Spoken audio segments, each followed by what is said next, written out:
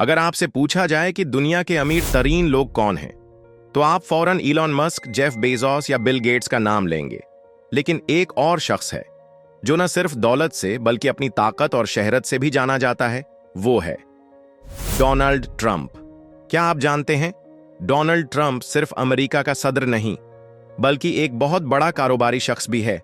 अब सवाल यह है, इतनी दौलत आखिर आई कहां से? चलिए जानते हैं।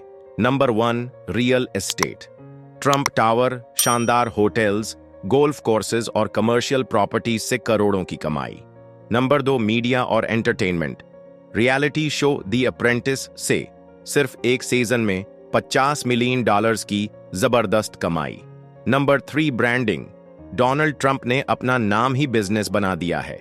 Trump hotels, Trump stakes, Trump perfumes, ये सब उसके नाम से चलते हैं। यानी ट्रंप अपना नाम बेच कर भी दौलत कमा रहा है।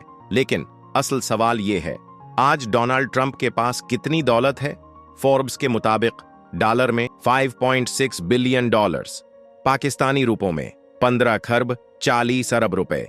जी हां, 15 खरब 40 अरब रुपए, इंडियन रुपयों में 46,700 करोड़ रुपए। उसके अलावा भी डोनाल्ड ट्रंप के कई बिजनेसेस हैं, लेकिन मैंने आपको सिर्फ चंद ही बताए।